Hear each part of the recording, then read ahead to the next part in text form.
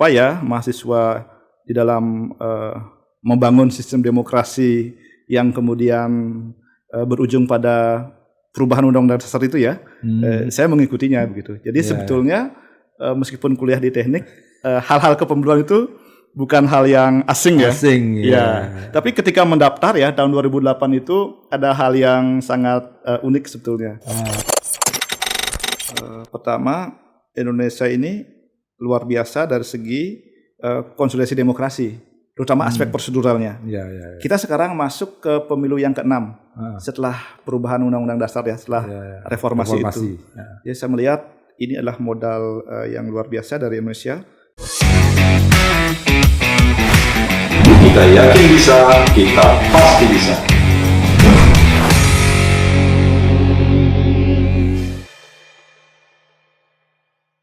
Halo sahabat weekend, ketemu lagi dengan saya Wisnu Murti, dan hari ini saya menghadirkan narasumber, teman saya, sahabat saya, dan seperjuangan di organisasi dan bahkan mengikuti jejak kepemiluan. Beliau adalah Dewa Wirake Sandi, Wiarse Rake Sandi, atau yang sering saya panggil Bung Wiarse. Selamat datang Bung Wiarse. Terima kasih. Iya, jauh-jauh datang dari Jakarta. Ya, mohon maaf baru bisa ya. Iya, saya sudah janji untuk bisa ngobrol karena kita tahu tahun-tahun ini adalah tahun-tahun pemilu. Dan sekarang Bung Wiarse ini salah satu anggota Dewan Kehormatan Penyelenggara Pemilu di tingkat pusat atau DKPP. Sebelum nanti bicara banyak tentang kepemiluan, saya ingin tahu nih, Bung Wirake aktivitasnya kok bisa terdampar sekarang di kepemiluan ini, gimana nih jalan ceritanya nih? Ya, terima kasih Bung Wisnu ya. Jadi saya sebetulnya S1 saya kan teknik kimia ya di UGM, begitu. Tapi saya adalah angkatan 90. Jadi keterima di UGM tahun 1990 dan baru selesai kuliah tahun 99. Jadi setelah reformasi itu selesai. Pas barengan itu. Betul. Jadi waktu itu memang situasi pada saat itu mahasiswa ya di seluruh tanah air ya. Tentu semua berpartisipasi. Nah, kebetulan di kampus saya juga aktif di pers kampus ya. Jadi di jurusan kami dulu itu ada juga suatu majalah yang namanya Entropi. Jadi awal ya bergelut di kegiatan kemahasiswaan mulai dari situ. Ya. Selain tentu saya ikut di organisasi GMI sampai kemudian menjadi ketua cabang. Jadi sesungguhnya ya gagasan-gagasan dan juga upaya mahasiswa di dalam membangun sistem demokrasi yang kemudian berujung pada perubahan Undang-Undang Dasar itu ya, saya mengikutinya begitu. Jadi sebetulnya meskipun kuliah di teknik, hal-hal kepemiluan itu bukan hal yang asing ya. Tapi ketika mendaftar ya tahun 2008 itu ada hal yang sangat unik sebetulnya. Karena saya berdiskusi dengan seorang teman, di awal dia yang menyatakan akan mendaftar ya. Saya masih dosen untuk ikut seleksi KPU. Tapi ternyata yang bersangkutan nggak daftar. Saya dibawakan formulir ke rumah oleh seorang teman. Lalu saya ikut seleksi dan ternyata lolos gitu.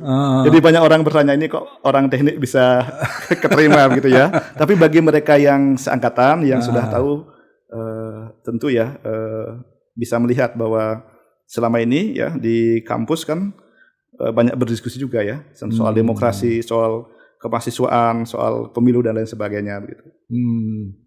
Nah, ada relevansinya nggak? Atau apa yang paling kuat gitu mempengaruhi jalan ini kan jalan hidup nih, jalan hidup, jalan hidup, betul. Sehingga sampai terdampar. Ini bukan terdampar lagi nih, pernah jadi ketua KPU yang ketiga ya. periode Betul, tiga, ya, Ketua KPU Bali yang ketiga. Nah, jadi saya yang pertama nih. Betul. Jadi Terus saya yang melanjutkan. terus sampai ke KPU pusat. Nah, sekarang sampai ke DKPP. Apa yang motivasi apa yang mendorong paling kuat ini, Pak? Saya melihat bahwa tentu ya setiap orang, setiap warga negara itu berpartisipasi dan sedapat mungkin berkontribusi untuk negaranya. Saya ketika tamat di Fakultas Teknik, saya sebetulnya sempat keterima kerja ya di bidang yang sesuai dengan jurusan saya. Tapi saya merasa tidak cocok ya, dan saya koordinasi dengan manajer saya waktu itu, dan beliau juga menyatakan demikian. Lalu saya menghadap dosen pembimbing saya. Nah, pesan beliau sebetulnya apa yang kita pelajari di kuliah itu adalah melatih pola pikir. Nah, selebihnya tentu bisa belajar kembali di dunia kerja atau di masyarakat. Nah, saya memutuskan untuk memilih dunia yang sesuai dengan jiwa saya. Panggilan hati. Nah, saya bersyukur sekali dan berterima kasih pada tahun 2008 ya. Waktu itu setelah melalui proses seleksi diberikan kesempatan ya. Diberikan amanat untuk menjadi anggota KPU Provinsi Bali. Nah, disitulah kemudian waktu itu masih dimungkinkan untuk kuliah ya. Jadi saya kuliah. Oh, sempat kuliah juga ya? Saya kuliah hukum kemudian. Ya, jadi saya ngambil S1 di Fakultas Hukum ya, di Universitas Udayana. Saya juga mengambil S2 Kajian Budaya. Jadi sambil ya. Betul. Sambil melaksanakan tugas. Nah, karena jarak kampusnya sangat dekat itu sekitar 5-10 menit kan dari kantor. Nah, itu juga saran ya beberapa teman dan senior bahwa sebagai penyelenggara pemilu juga harus belajar gitu ya. Nah, waktu itu memang larangan untuk kuliah itu belum ada ya, begitu ya. Sampai tamat kemudian di S2. Betul ya. Jadi saya bersyukur tesis saya dinilai baik ya, walaupun agak lama. IP saya 4 ya, mungkin tidak banyak ya yang S2 di kajian budaya itu termasuk jurusan yang sangat sulit ya, begitu. Tetapi itu jurusan yang sangat baik dan banyak melahirkan aktivis maupun dosen ya, maupun intelektual yang juga ya kiprahnya ternyata sangat luar biasa begitu. Nah, di KPU provinsi itu 2008 sampai periode pertama sebagai anggota 2008 sampai 2013. Kemudian pada periode kedua saya dipercaya menjadi ketua 2013 sampai 2018 ya. Ya. Kemudian saya melamar ke pusat ya? Saya sempat melamar ke pusat, tapi waktu itu belum berhasil ya. Akhirnya bergabung ke Bawaslu Bali. Jadi pernah menjadi Bawaslu Bali. Oh, pernah ke Bawaslu. Betul. Nah, setelah di Bawaslu Bali, ternyata di KPU RI itu ada pergantian ya. Waktu ya. Betul. Jadi 2 tahun lebih lah kita ya. Hampir 2,5 tahun ya. Di 2 tahun mungkin sekitar 2 atau 3 bulan di KPU RI dan terakhir mulai 7 September ya tahun lalu itu saya bertugas di DKPP. Jadi 7 September bulan depan itu genap setahun di DKPP. Itu masa jabatan berapa lama di DKPP? Sama dengan di KPU maupun Bawaslu selama 5 tahun ya. 5 tahun juga ya. Berarti nanti sampai 2027 ya. 27. Betul. Okay. Nah, apa pernak-pernik atau tantangan atau pengalaman yang menarik itu selama mengelola kepemiluan? Karena kita tahu pemilu itu rumit, banyak kepentingan, dan pelanggaran adalah sesuatu yang biasa. Kemudian kita ada di dalamnya gitu. Iya, kalau saya refleksikan ya, sejak mulai kuliah ya, itu kan 9 tahun ya. Jadi masa-masa reformasi itu yang kemudian saya selesai kuliah tahun 99. Kemudian sempat merintis kampus ya kemudian bergabung menjadi penyelenggara. Nah, saya melihat bahwa memang pertama Indonesia ini luar biasa dari segi konsolidasi demokrasi, terutama aspek proseduralnya. Kita sekarang masuk ke pemilu yang ke-6 setelah perubahan Undang-Undang Dasar ya, setelah reformasi itu. Jadi saya melihat ini adalah modal yang luar biasa dari Indonesia. Kita bisa bandingkan dengan sejumlah negara demokrasi lainnya di dunia ya, dari aspek demokrasi proseduralnya gitu ya. Jadi cuma memang tantangan kita adalah bagaimana meningkatkan kualitas demokrasi menuju demokrasi yang lebih substantif. Nah, begitu. Nah, itu. Kemudian kalau bicara tantangan, memang setiap pemilu itu selalu ada keunikan-keunikan tersendiri. Apa itu?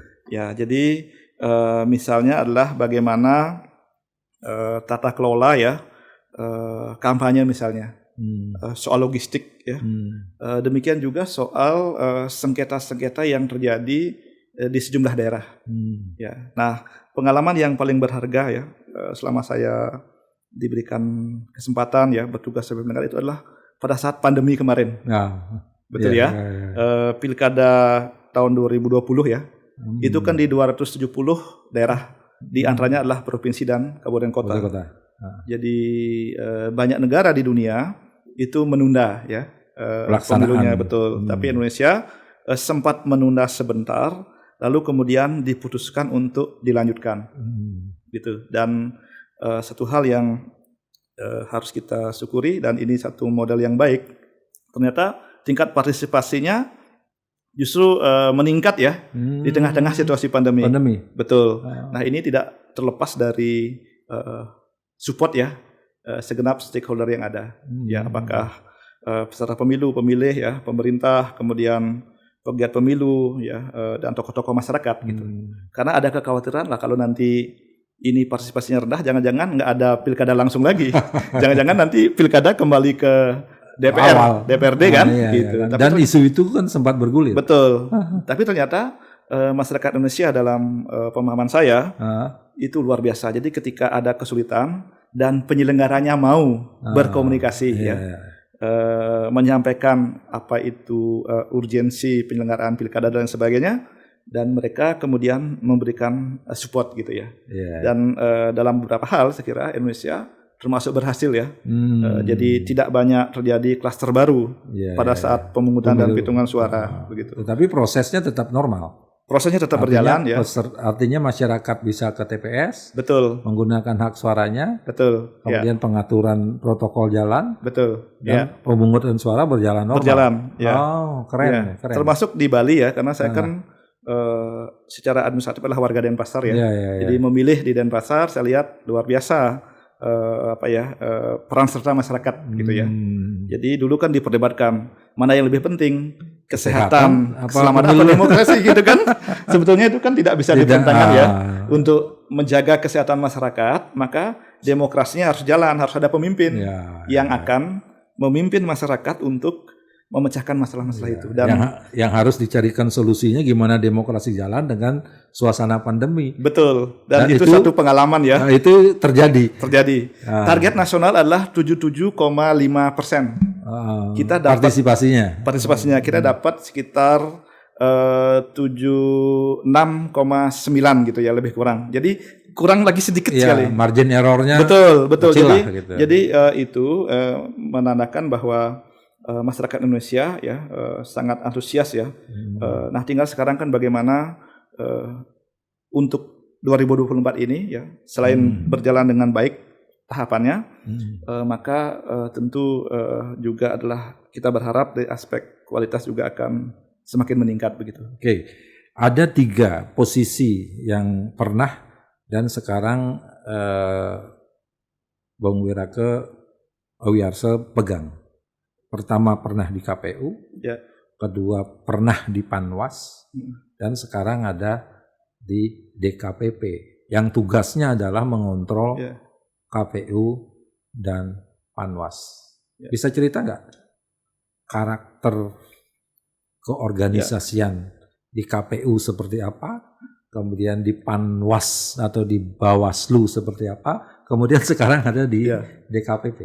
Jadi begini, kalau kita lihat ya dalam Undang-Undang Pemilu, sebetulnya kan diatur bahwa Undang-Undang 7 tahun 2017 ya mengatur kan KPU, Bawaslu dan DKPP ini kan dimaknai sebagai satu kesatuan fungsi dalam organ penyelenggara pemilu di tanah air begitu.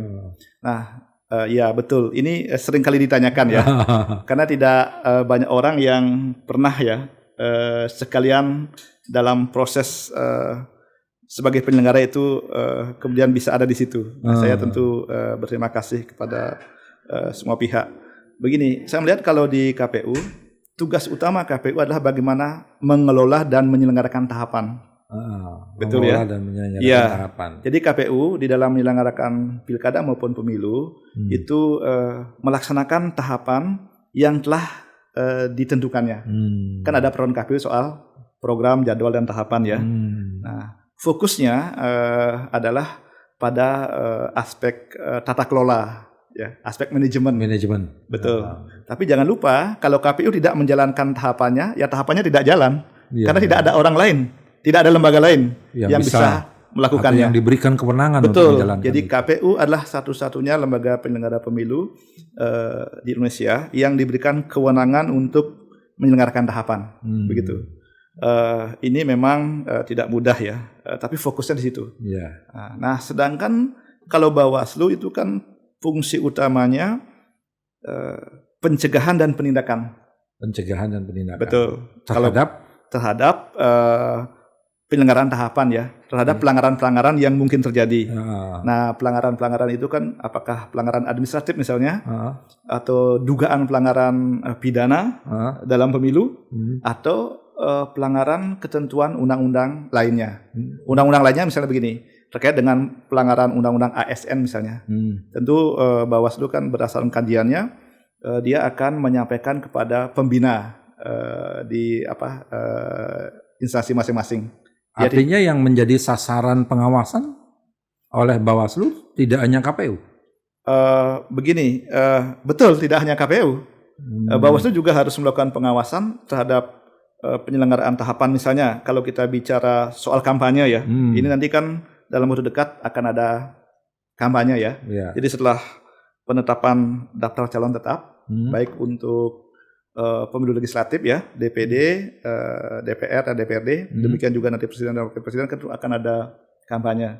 Maka pengawasan dalam hal pencegahan dan penindakan tentu dalam pemahaman saya itu oleh Bawaslu dilakukan terhadap penyelenggara pemilu dan juga peserta pemilu. Jadi peserta pemilu juga tentu harus mengikuti aturan-aturan terkait dengan tata cara kampanye misalnya. Artinya Bawaslu itu berwenang untuk mengawasi. Betul. Itu artinya Bawaslu boleh dong memberikan sanksi kepada peserta pemilu. Betul. Saya ambil contoh sederhananya begini. Ketika KPU ya menentukan zona kampanye kan.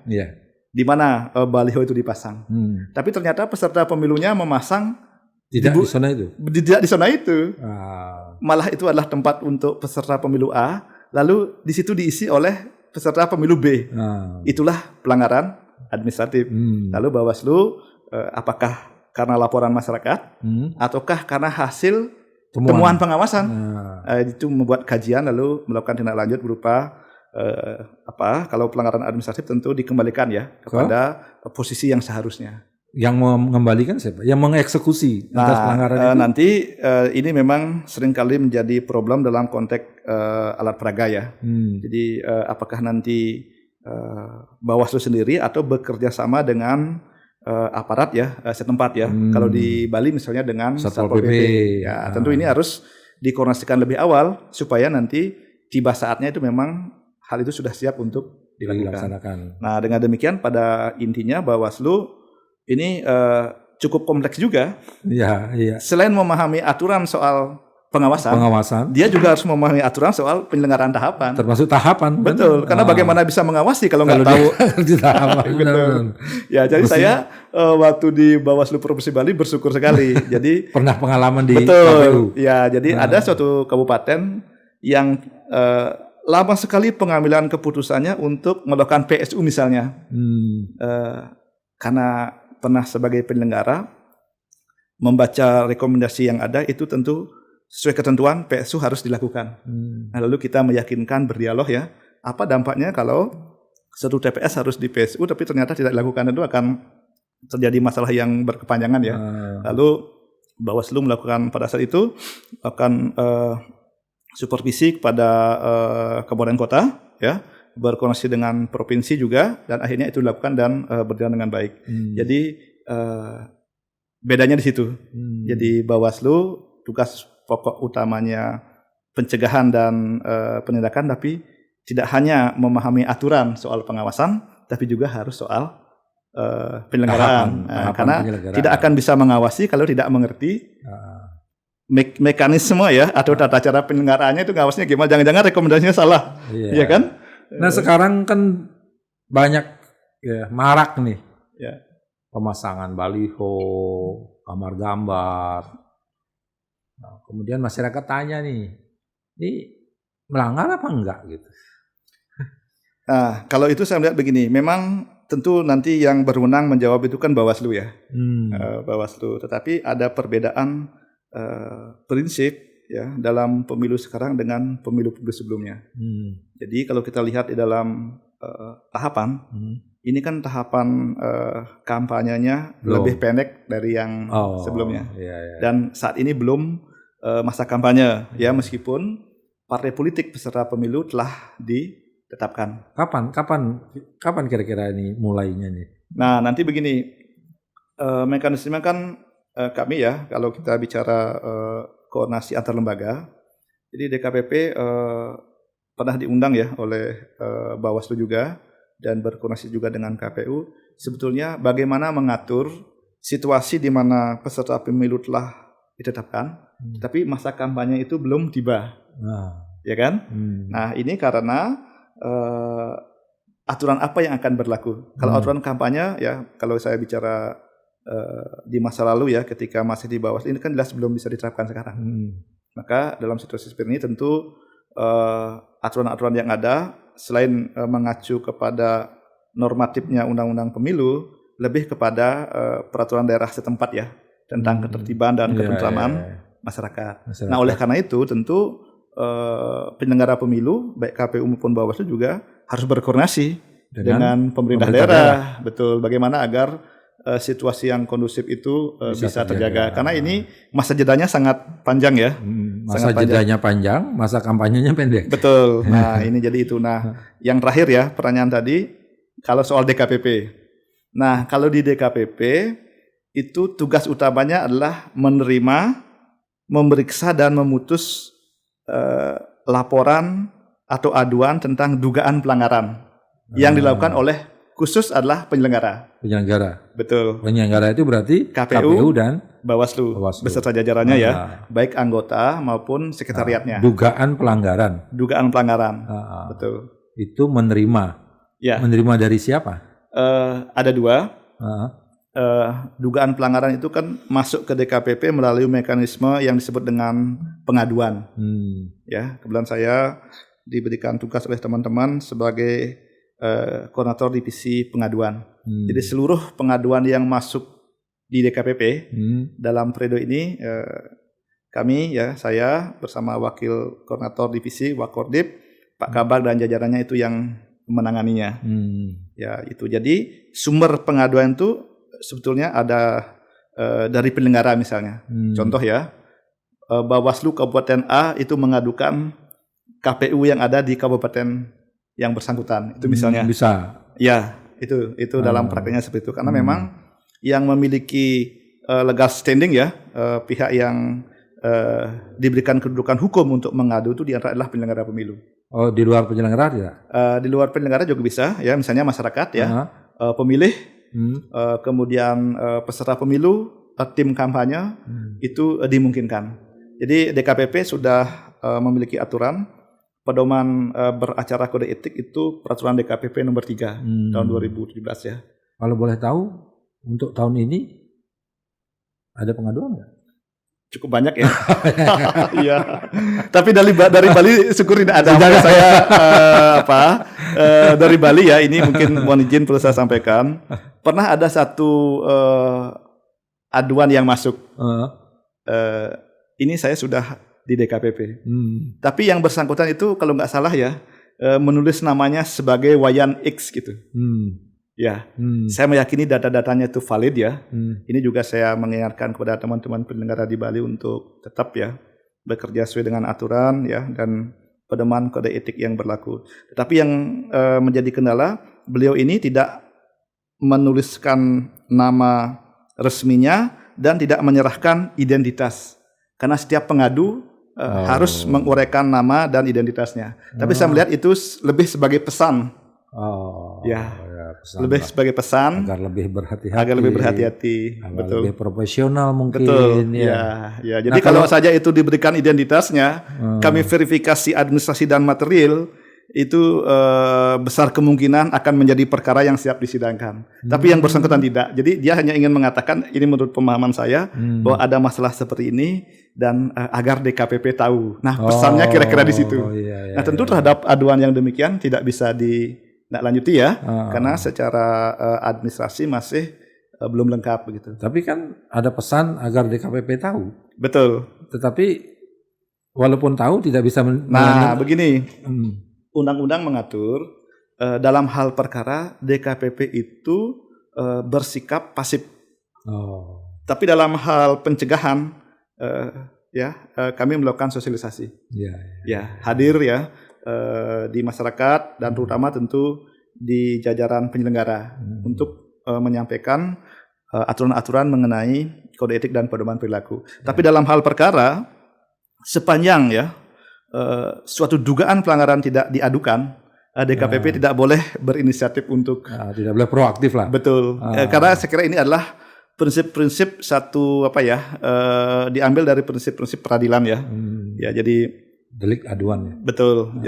Jadi begitu. Nah kecuali kalau pidana umum beda ya. Jadi meskipun tidak dilaporkan, tentu aparat dalam rangka menjaga keamanan dan ketertiban itu berhak untuk melakukan upaya-upaya hukum ya. Tapi kalau DKPP menurut saya konsep ini ya ketentuan dalam undang-undang ini memang seharusnya demikian.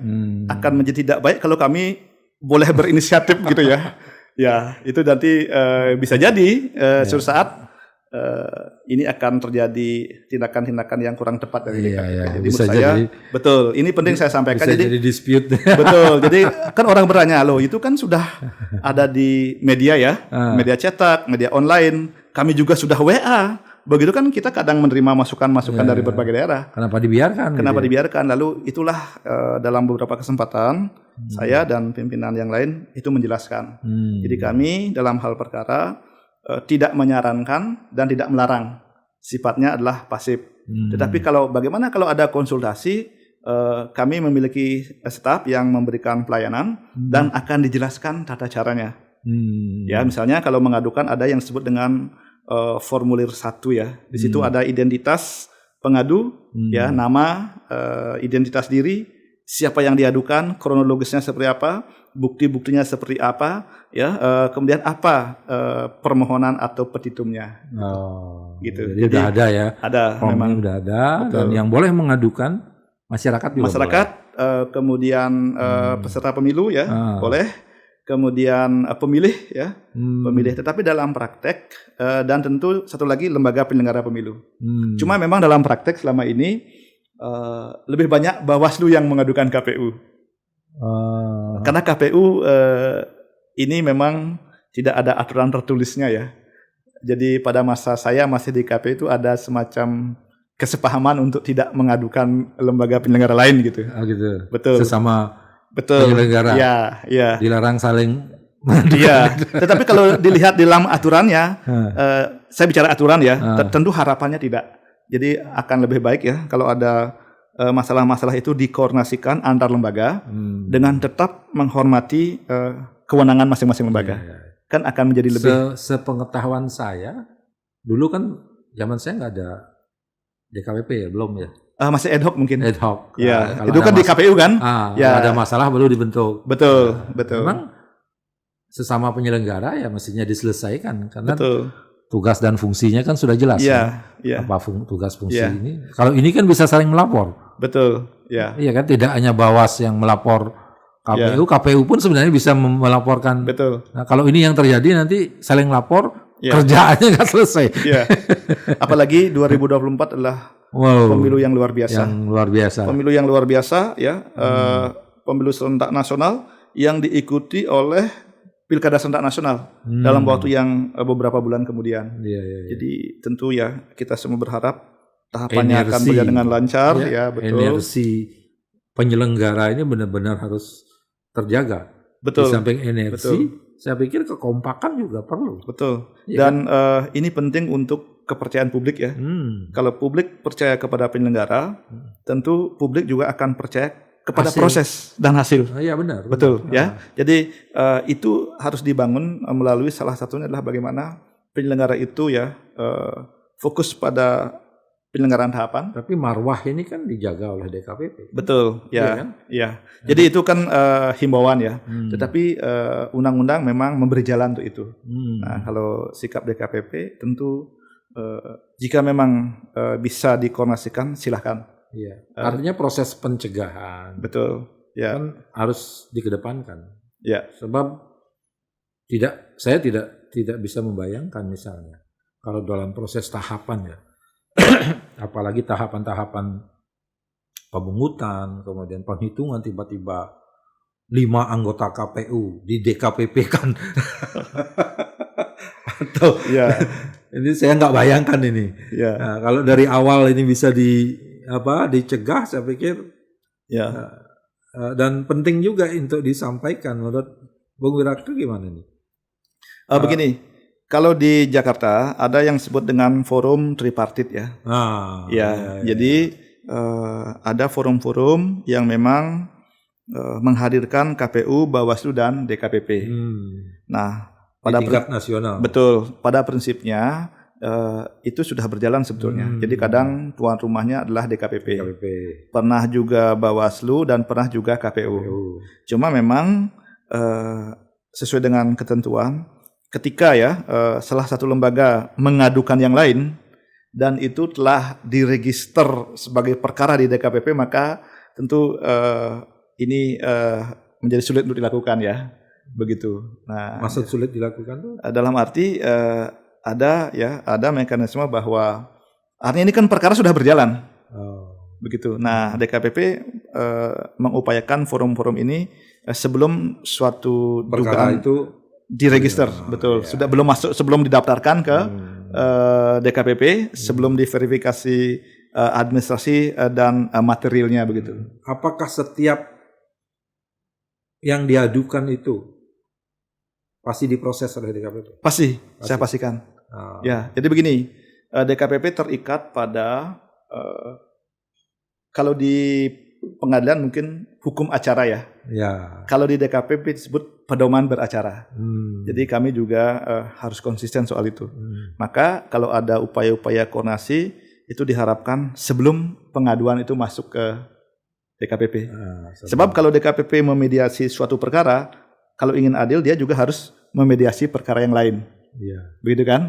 Tetapi di dalam pedoman beracara DKPP yang berlaku saat ini memang tidak diatur soal mediasi itu.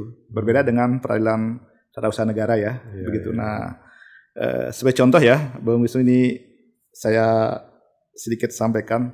Saat ini memang ada aduan dari salah satu lembaga ya di tingkat pusat kepada lembaga yang lain. Ada. Kemudian cukup banyak juga pengaduan oleh masyarakat yang ditujukan kepada lembaga-lembaga yang ada di pusat.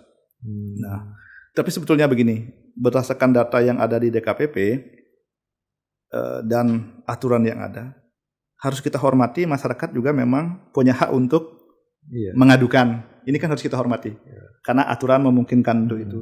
Nah, barang siapa yang diadukan tentu ada kewajiban hukum dan kewajiban etik untuk mempertanggungjawabnya melalui persidangan. Betul. Nah, dalam faktanya data sementara ya, saya belum merekap semuanya karena tahun masih berjalan, itu sekitar 54% yang direhabilitasi dibanding dengan yang disanksi.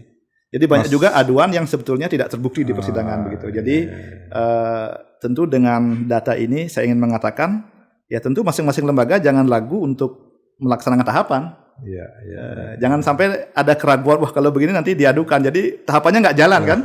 Jadi berjalan, sesuai dengan tahapan. Bekerjalah sesuai dengan aturan, sesuai dengan tahapan, dan perhatikanlah kode etik dan pedoman perilaku. Kan itu aja kan? Intinya begitu. Ya, itu betul. jadi orang profesional kan gitu. Betul. Ya, seperti itu. Ya.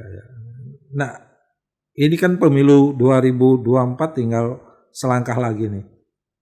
Betul. Apa kira-kira bayangan atau apa ya, harapan ya kepada penyelenggara ini di tingkat kerumitan, waktu yang terbatas, kemudian pelaksanaannya yang numplek-blek gitu ya. Ya, pada 2024 itu. Jadi sebenarnya begini, pemilu yang akan dilaksanakan ya hari Rabu ya, 14 Februari 2024 ini, betul. Ini adalah pemilu serentak nasional yang kedua. Yang pertama kan 2019 yang lalu ya, begitu. Tentu saya melihat kita semua, baik penyelenggara, peserta pemilu dan masyarakat, bisa juga mereview ya, melihat hal-hal positif maupun hal-hal yang perlu diperbaiki dari penyelenggaraan yang pertama. Kan ini kan yang kedua kan. Nah itu yang pertama. Dan yang kedua, ini memang lebih kompleks dibandingkan 2019. Kenapa? Karena di bulan November 2024, artinya di tahun yang sama, itu akan ada pilkada serentak nasional. Dan ini adalah pilkada serentak nasional yang pertama. Ya. Nah, saya ingin mengatakan bahwa khusus ya, harapan dan himbauan kami dari DKPP kepada penyelenggara agar fokus ya melaksanakan tugas, kewenangan dan kewajiban ini dengan sebaik-baiknya, karena tidak boleh ada gangguan sedikit pun terhadap tahapan pemilu, karena dia akan bisa mengganggu tahapan yang lain tahapan pilkada. Contoh, jika satu kabupaten tidak bisa merekap hasilnya tepat waktu, padahal kemudian nanti pencalonan bupati atau wali kota adalah berdasarkan hasil, lalu partai politik tidak akan bisa mengajukan pasangan calonnya kan? Nah itu. Nah ini satu harapan kita semua tentunya. Jadi pertama, bagaimana tahapan berjalan dengan tepat waktu, ya penting dilakukan upaya antisipasi dan koordinasi. Nah, saya meyakini ya baik peserta pemilu, pemilih dan masyarakat kita ya, tokoh-tokoh itu sebetulnya beliau-beliau itu sangat berkomitmen ya, berkontribusi. Kita bisa lihat dari pengalaman 2020 ketika di masa pandemi. Jadi di masa sulit justru bisa. Nah, ini maka kita harus bisa. Nah, itulah kerendahan hati dan kemauan untuk berkoordinasi dari penyelenggara secara internal maupun eksternal ini menjadi penting. Ya, sehingga masyarakat mendapat pelayanan ya, dan juga mendapat informasi yang benar ya tentang bagaimana sebetulnya tahapan itu diselenggarakan gitu. Oke. Kalau yakin bisa, pasti bisa. Ini weekend. Ya. Jadi jawabannya pada di sini, weekend. Ya. Pasti bisa.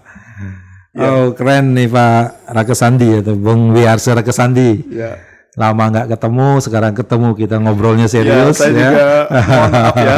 Jadi Bung Wisnu inilah senior ya. Bagaimanapun saya ya waktu di KPU Bali secara umum ya berjalan dengan lancar. Kami juga belajar dari para pimpinan dan senior sebelumnya. Itu kan saya baca-baca tuh, dulu begini caranya. Jadi syukur ya selama saya di provinsi itu berjalan dengan lancar, dan harapan saya ya kepada teman-teman ya yang ada di Bawaslu, karena saya pernah ada di situ maupun di KPU Provinsi Bali, ini nama baik Bali tetap dijaga.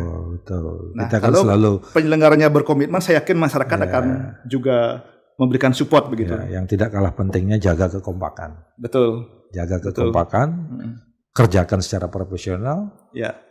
Aturan tetap ditegakkan. Ya itu tugas kita. Betul. Biasanya banyak punya musuh biasa. Tetapi kan kita tidak cari musuh. Betul. Cari sahabat. Ya. Terima kasih sudah hadir di weekend. Kita bisa, kita yakin bisa, dan kita pasti bisa. Ya. Dan mudah-mudahan Bung Raka diberikan kesehatan, semangat kerja di pusat, dan selalu bisa berkoordinasi dengan teman-teman di mana saja. Terima kasih, sahabat Weekend. Demikian ngobrol santai tetapi serius sih sebenarnya. Dengan anggota DKPP. Dewa Wiyarsa Rakesandi. Sampai jumpa dalam kesempatan yang lain. Bye-bye.